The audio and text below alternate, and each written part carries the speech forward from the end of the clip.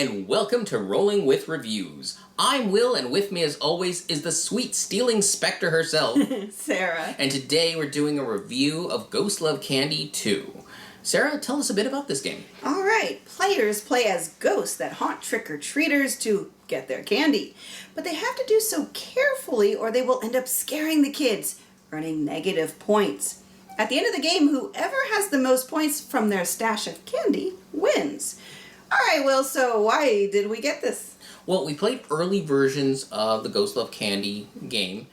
In fact, we were in the playtest of Danny's very first iteration of this game. And we supported the very first Kickstarter. Yes, and we were curious as to, well, has it evolved? Has it improved? And I think that leads us into what we like. Yeah, so what we like about this game is, yes, it definitely improves the two-player experience. I mean, we've always enjoyed the previous version, but the two-player rules were a bit clunky.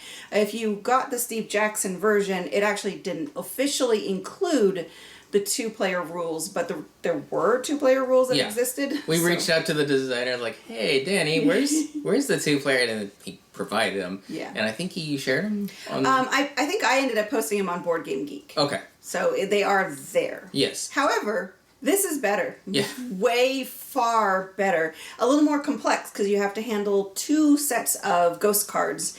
And so there's that complexity there, but that's also what makes it really engaging. Yeah, there is also a lot more depth in this game. Mm-hmm. You get 100 kids. Yeah, that's huge. Yeah, that's... You're never going to have the same game twice. You'll barely work through 30 kids. Yeah. So you have lots of replayability with this version of the game. Yes.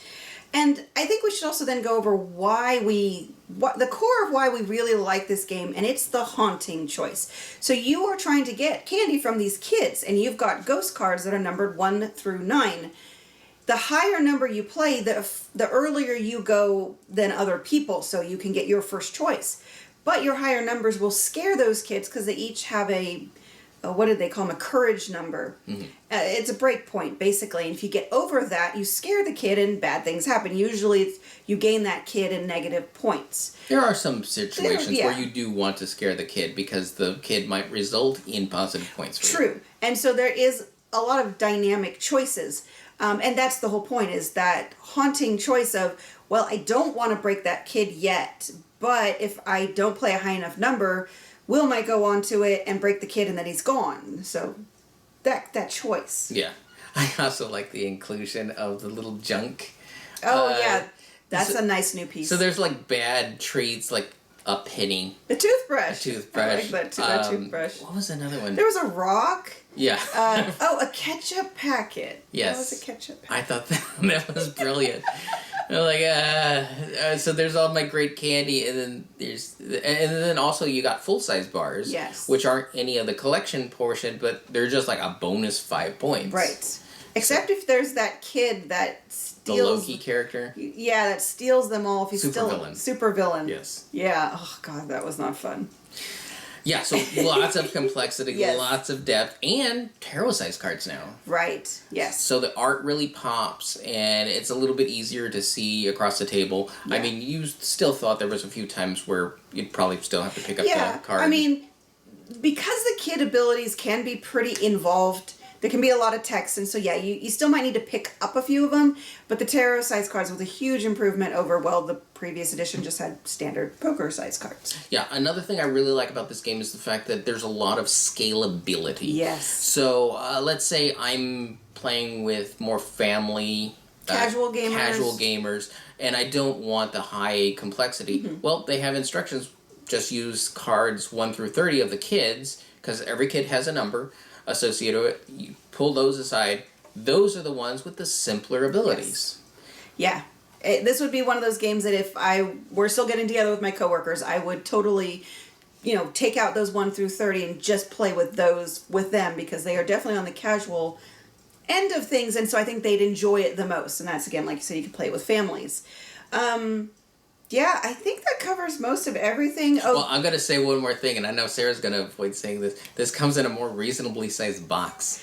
Okay, so yes, I may have made a little bit of fun about the Steve Jackson version of the game coming She put in. a sandwich in there I was like, well, it's a lunchtime game. I guess it'll fit my sandwich, and it did. with the game. With the game, yeah. That was a really big box. It was a big box for what the components were for that. So Yes. Going back to this version of the game, I really enjoyed the quotes on the bottom of all the kid cards. They're just so funny and they're just so cute. So the whole package, really, the art. I love Danny's art in this, and it's all comes together to make a really fun experience. All right. What we Don't don't like about the game, there's actually only one thing, and that's a slight issue. Some of the graphic design with some of the tokens for the candy, and it's mostly the licorice and the chocolate bar, and maybe some people will have a problem with the lollipop. Mm-hmm. I would say most people playing in good lighting are not going to have a huge issue with it. Right. And the great thing though is it's all open information. So if someone really did have an issue with, hey, what is that over there? Somebody can say, oh, well, that's a licorice or that's a chocolate bar or something. Right. And they even made promo ghosts for if you just want different choices of characters on their like the backs of their cards. Yeah, so the faces, all the faces. Yeah. So all of them have the same back to make them hidden, I think. But the faces are all different ghosts, and so there was a promo pack of just more ghosts, just more fun ghost types. Yeah. Yeah. It was actually not content locked behind something else. No, I believe it's available on their web. Well, currently, as of recording of this, I believe it's available on their website. It is a promo, so I don't expect it to be like always available. Right. But it's also just it's that additional art fun aspect. Variety. It's a variety issue, a variety bonus, not a Bonus. bonus. It's not a gameplay content. All right. Who this is for. I think this is going to be good for that lighter social experience. They're going to have some choices and challenges, but it scales really well from whether you want to play it with families or hardcore gamers, as long as the hardcore gamers know that there's still a lighter experience. Yes.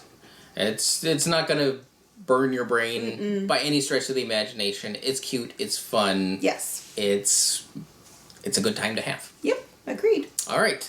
So ratings? On to ratings. So for our ratings, we each have 1d6 worth of ratings to give. 1 is low, 6 is high. We give a number, a reason why, add them together, see what it rolled for us. Sarah, what did Ghost Love Candy 2 roll for you? It rolled a 5. I just love the whole package. The art, just the theme of it, and just what you're doing. I think the only thing is I'm not really very good at it, especially against Will. Because the whole thing is you're playing other players. It's not just, oh, there's a kid, I'm going to go haunt him. It's like, well, I do want to haunt that kid, but what if Will wants to haunt that kid? I have to figure out how much he might value that kid and what he would play against it. So that aspect of it, I'm really terrible at it. But other than that, I enjoy the rest of it, of the set collection of the candy. And like I said, this is the whole package of the cute art and the funny theme and everything. Yeah, for me, it also rolled a 5. And one thing I really like about designs like this is it does get a little bit lighter the more players you have. Mm-hmm. However, that makes it more of a social game. When you get fewer players, like 2, it becomes more complex. And that's actually where I want games to get more complex, because it's just between 2 players. Yeah. I want a little bit more thought behind what I do, and this does deliver on that. The only reason I probably wouldn't give it a 6, and this is just because of the theming, I feel that a lot of people will only really reach for this like in October. Yeah. Or a spooky night type costume fun. Yeah, that's the downside of a lot of holiday-themed games. They may only be played during that holiday. Right, and so that's what gives it some sort of limited... It's not the fact that you wouldn't have a good time anytime you play it. I just don't think you'd necessarily be in the mood to play something with kids dressed up like candy going trick-or-treating. I mean, because the previous version of it, you're right, did have trouble getting it to the table sometimes, because I would suggest it at other times than October, and people will be like, nah, I don't really feel like it. And I wonder now if that was because of the theme more than the gameplay. Yes. So that's where I see probably your biggest issue. Otherwise, it's just a fantastic package, top to bottom. Agreed. So 10 out of 12 for... Yeah. It's a fairly low price game, isn't it? I am forgetting at the moment how much it is, but it was not very expensive. It will not break your bank. Yes. So very small package, very great deal. All right, that will do it for... Am I missing anything? I don't think so. All right. That's everything. Then, in that case, what is your favorite costume from all these kids? I haven't seen all the kids, so I know, but from what you've seen... what I've seen? Oh, I don't know. You know, not to fall back on the same old, but probably the unicorn. I mean, I know there were much more creative ones.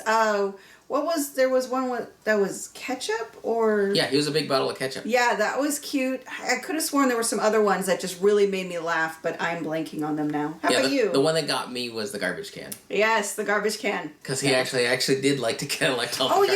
garbage. Yeah, because his ability actually gave you points for garbage. Yes. That was good. So, cute, memorable, love it. That'll do it for us, and we've been Rolling with Reviews. And remember, if you have any questions, comments, or concerns, you can reach out to us on the various social media platforms at Rolling with Two, that's TWO. We are on Twitter, Facebook, and Instagram. And on YouTube, please like and subscribe. And if you have time, check out the other content Nanaman has found for you, because remember, he's rolling with you.